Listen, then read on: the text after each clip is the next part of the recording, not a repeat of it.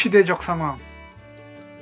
1860년대는 전 세계에 걸쳐 정치, 사회, 문화적으로 극심한 변화의 시기였다. 프랑스 제2제국이 멕시코를 점령했다. 제2차 아편전쟁이 공식적으로 끝나고 1860년 10월 18일 베이징 조약이 체결된다. 미국에서는 남북전쟁이 1861년부터 1865년까지 이어진다. 1865년 4월 14일 미국의 아브라함 링컨이 암살되었다. 브라질, 아르헨티나, 우루과이의 3국 연합군의 파라과이 침공으로 파라과이 전쟁이 일어났다. 이로 인해 파라과이 전체 인구의 60%가 살해당했다. 스웨덴의 알프레드 노벨이 1866년에 다이너마이트를 만들었다.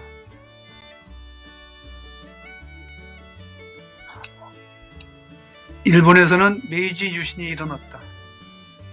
15번째 마지막 도쿠가와 쇼군인 도쿠가와 요시노부는 메이지 덴노에게 통치권을 넘겨주면서 메이지 제국으로 변모하게 된다. 1년의 변혁이 일어나고 다이묘는 정치적으로 살아남는 데 반해 사무라이 계층은 몰락하게 된다. 1867년 영국령 북아메리카법 캐나다 자치령이 1867년 7월 1일 만들어졌다. 영국 식민지군과 뉴질랜드 마오리 부족 간의 전쟁이 시작되었다. 큰 전투는 1863년 14,000명의 영국과 식민지 군대가 참전한 와이카토 전투이다.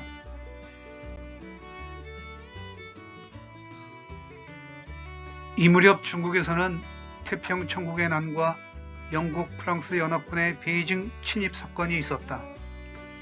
1866년 흥선대원군의 천주교 탄압에 대한 보복으로 프랑스군이 강화도에 침입한 사건이다. 이런 여파로 조선에 대한 열강의 세력 침투가 시작되어 민족적인 위기의식이 조성되어 있었다. 특히 서학의 전례는 사상과 풍속이 다른 조선에 많은 무리를 일으켰다. 이에 수훈 최재훈은 서학에 대항하는 유교, 불교, 선교 등의 교리를 종합한 민족 고유의 신앙인 동학을 창시하였다. 동학은 후에 천도교로 발전하였다. 동학의 근본 사상은 인내천이다.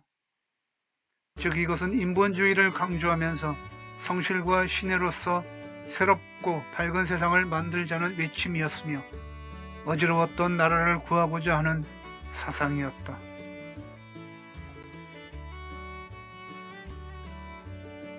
또 모든 사람은 평등함을 주장하였는데 갈수록 신도가 늘어나 사회 문제로 대두되었다. 그러나 수훈은 동학을 펴기 시작한 지 만 3년도 되지 않은 1863년 12월에 체포되었고 이듬해 3월 10일 삿된 도로 정도를 어지럽혔다는 죄로 대구 경상 감영안의 관덕정 뜰 앞에서 처형당함으로써 죽음을 맞이했다. 이때 그의 나이 41세였다. 1907년 순종 때 그의 죄가 풀렸다. 저서로는 동경대전, 용단, 유사 등이 있다. 수훈의 사망 이후 그의 후계 동학교주는 최시영이 이어받게 되었으며 2대 동학교주가 되었다.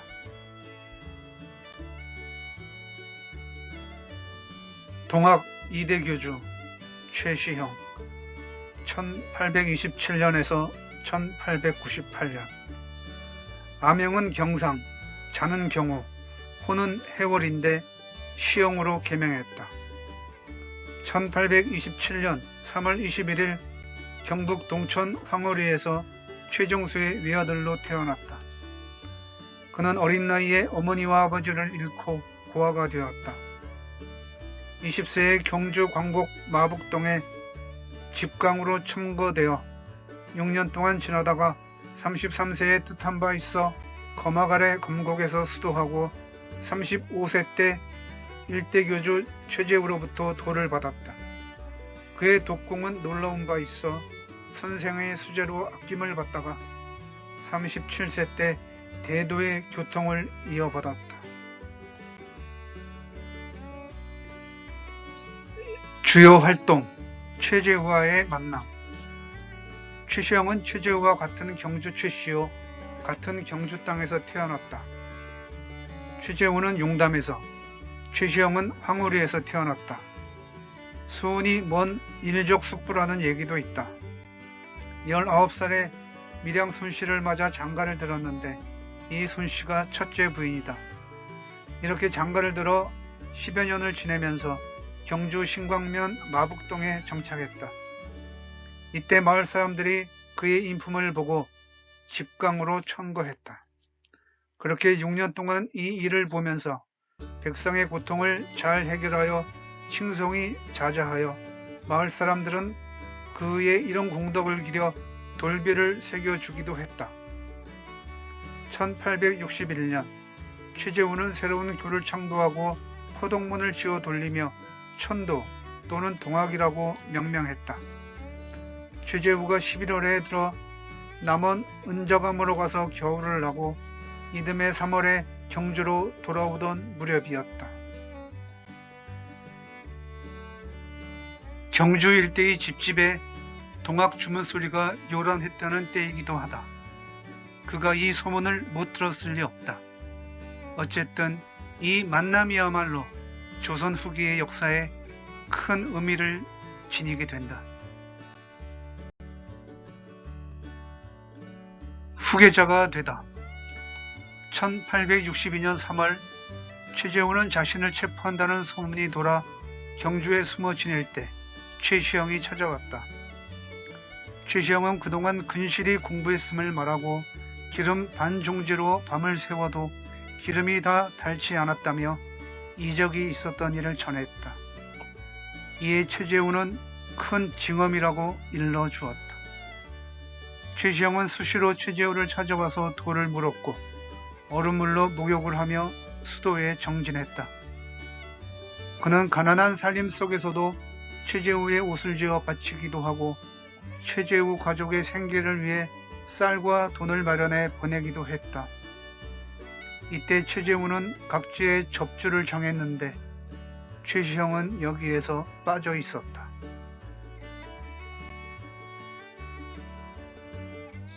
(1863년) 정초 최시영은 특별한 임무를 받았다.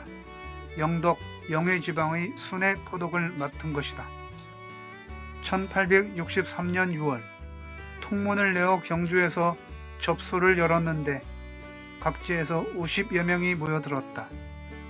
접소를 파할 즈음에 최재우는 시 한 구를 지어 돌렸다. 용담에 물이 흘러 사회의 근원이 되고 거막에 사람이 있어 하나의 마음이라.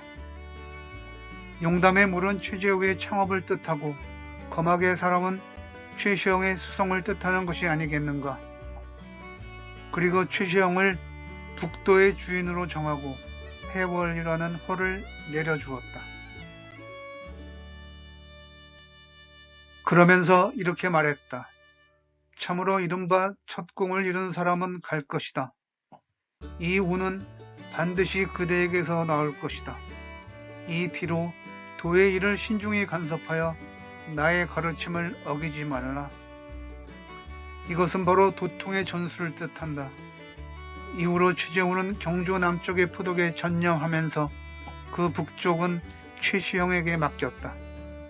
그 뒤 최시영은 주인, 최재우는 대주인으로 불렸다. 1863년 8월 최재우는 다시 수심 정기 사자를 써주어 그에게 도통 전수를 더욱 확실하게 표명했다. 이 뒤 최시영은 동학의 주문과 가사와 시, 포독문 등을 늘 암송하며 더욱 수도에 정진했다. 최재우의 순도. 1863년 겨울 선정관이 포조를 거느리고 경주 용담에 들이닥쳐 최재우를 잡아갔다. 왕명에 의해 천주를 외우고 민심을 현혹시키는 좌도난정의 제목으로 체포되었다. 서울로 압송되는 도중 과천까지 왔다가 국상을 만나 대구 감형으로 이송되었다. 최재우는 대구 감옥에서 경상감사 등의 신문을 받았는데 이에 연루된 동학인은 25명이었다. 체포된 인물 중에 최재우의 수제자인 최시영이 빠져 있었다. 당시 외지에 있었다. 최재우가 대구 가명에 잡혀 있을 적에 옥바라지를 했다.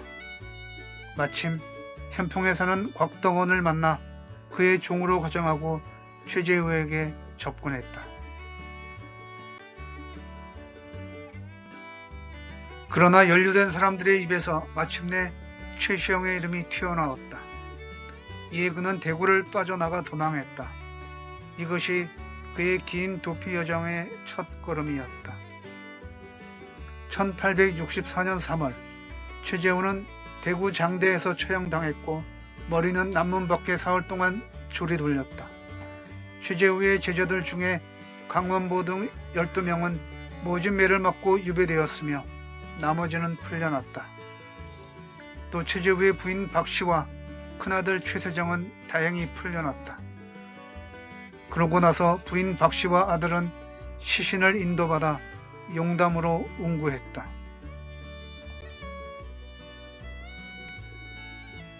(1865년 11월 28일) 최재우의 처형 이후 동학 탄압이 잠잠해지자 검곡에는 수십 명의 교도들이 모여들었다. 이 자리에서 그는 동학이 실천해야 할 이념 또는 현실 인식을 밝히는 중요한 강론을 펼쳤다. 그 요지는 세 가지로 요약할 수 있다. 첫째, 인시천이다.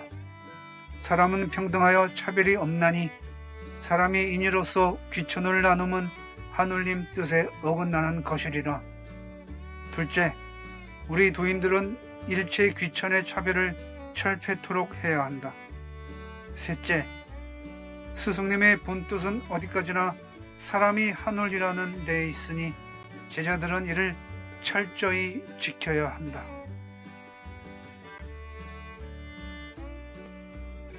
(1866년 3월 10일) 최재우 순도 2년이 되는 날 용화동 위쪽 대치에 있는 사모씨 집에서 마침내 제례를 올렸다.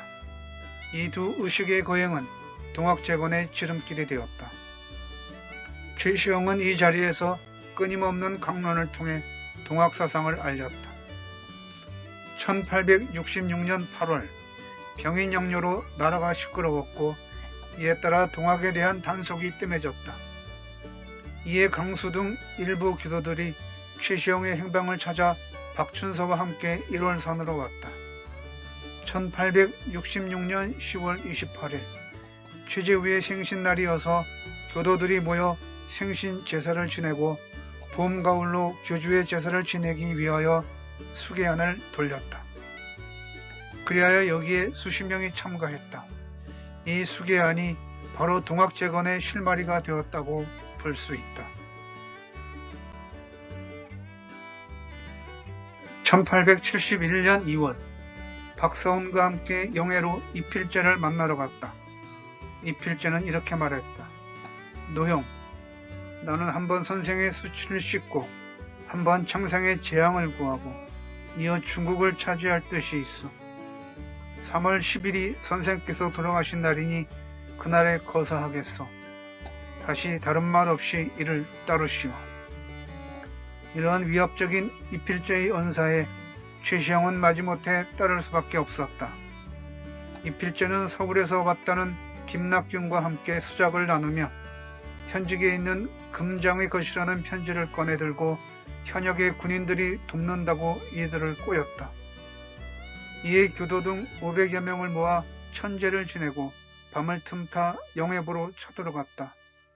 봉기꾼들은 영해부 관할을 점령하고 하룻밤 호기를 부리고는 이튿날 영양 1월산으로 퇴각했다. 1월산에 진을 친 이들은 광군의 수색이 심하자 뿔뿔이 흩어졌다. 이필제의 난이었다. 1871년 4월 최시영은 성명을 바꾸고 일꾼이 되어 밭을 일구고 나무를 하고 고기를 잡고 새끼를 꼬면서 지냈다. 그러다가 5월에 강수의 권유로 좀 더 숨기에 좋은 영월 정진일의 집으로 피했다. 이때 이들은 이필제의 세제 모의에 가담하지 않았을 뿐만 아니라 이필제를 원망하고 있었다. 1871년 8월 이필제가 모의한 문경세제의 작변이 발각되어 이필제와 정기현 등이 잡히고 또다시 동학교도에 대한 수색이 크게 벌어졌다. 이때 이들은 구초의 단서가 있을까 두려워 자취를 숨기는 계책으로 미리 피하는 게 좋겠다고 생각해 행장을 꾸리고 길을 떠났다.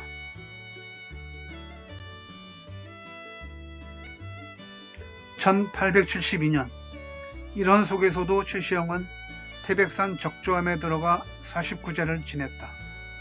꺼져가는 동학을 다시 일으켜 세우려는 몸부림이었다. 이때 그는 태백상공 49라는 구절을 하늘로부터 얻어 새로운 동학의 전도를 밝혔다고 한다. 이것이 그 유명한 태백산공이다. 1874년 3월 최시영은 척부인 손씨의 행방이 묘연하여 안동 김씨의 딸을 얻어 장가들었다. 그리고 동학교도에 대한 수색이 뜸해지는 틈을 따 단양 사동으로 옮겼다. 1875년 9월 최시영과 강수 등은 경주 용담에 갔다 왔고 10월에는 단양의 사동에서 또 하나의 뜻있는 일을 벌였다.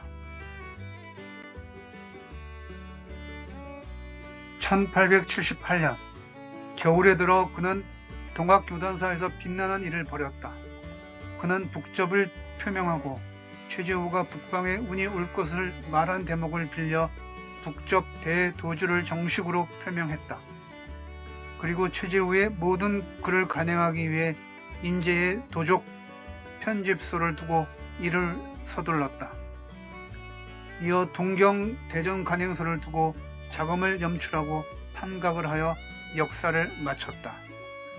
또 단양에서 가사를 찍어 나누어 주고 옥천에서 동경 대전 일천부를 찍어 교도들에게 나누어 주었다. 이 일은 5년에 걸쳐 완성되었다. 이 일에는 한문에 상당히 조예가 깊은 강시원의 조력이 절대적이었다.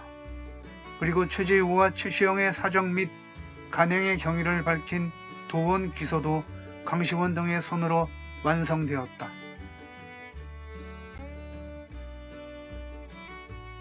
1883년 동학의 새로운 지도자가 될 인물들이 최시영을 찾아왔다.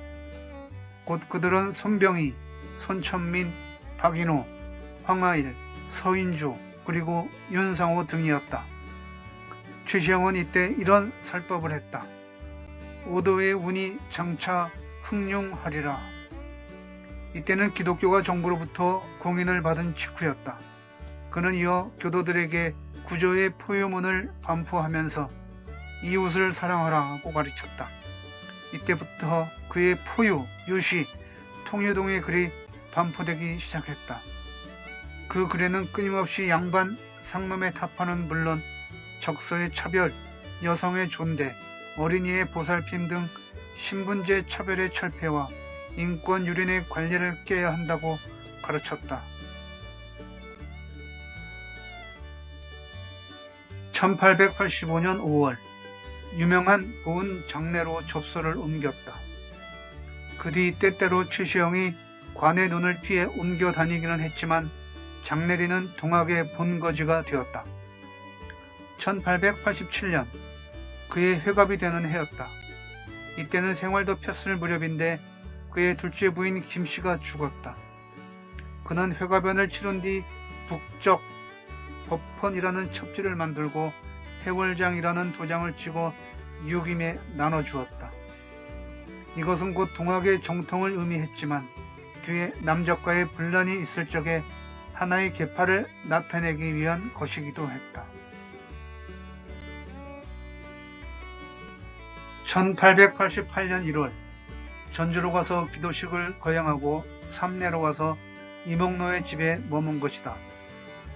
이때부터 동학이 전라도 지방에 본격적으로 전파되기 시작한 것으로 보인다. 1890년 11월 금룡군 구성면 용호동에 있는 교도의 집에서 강론을 하면서 내 칙과 내 수도문을 지어 여성의 수도 방법과 지켜야 할 생활 태도를 담았다. 1891년 2월 호남의 남계천, 김낙철, 김낙삼, 손아종 등의 방문이 있었다. 이때 남계천을 전라자도두령, 윤상호를 전라우도두령으로 삼았는데 김낙삼이 100여 명의 교도를 데리고 와서 천안 신분이 남계천을 따르지 못하겠다고 항의했다. 이에 최시영은 문벌의 귀천과 노소의 등본은 우리 도에 없는 일이라고 탈의를 났다.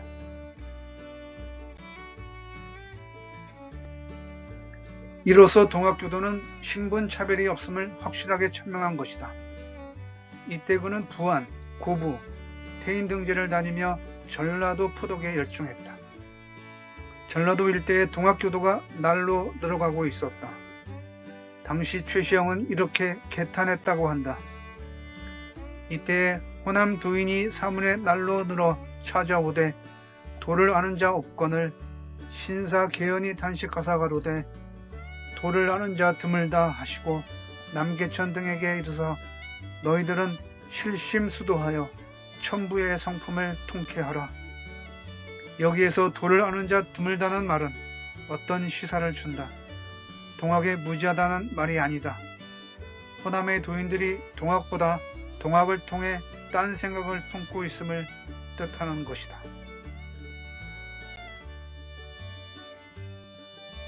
이런 개탄은 바로 뒤에 일어날 남접, 북접의 갈등을 암시한 것이다. 1890년대에 들어 북쪽의 황해도 등 전국에 걸쳐 동학이 퍼졌지만 교도의 숫자는 가늠할 수가 없었다. 그런데 이때는 교도 성분이 문제가 되었다. 단순히 후천 개벽이 도래하여 미래에 잘 사는 사회만을 바라는 순수 동학교도가 아니라는 점이다. 당시의 체제를 부정하고 폭력적 방법으로라도 현실과 대결하겠다는 세력들이 끼어들었음을 부정할 수 없을 것이다. 특히 이들의 성분에 대해 어윤중은 상당히 정확하게 지적하여 이들을 일러 위동학당이라 불렀다. 특히 보훈 집회 이후에 나타난 남접이 그러했다.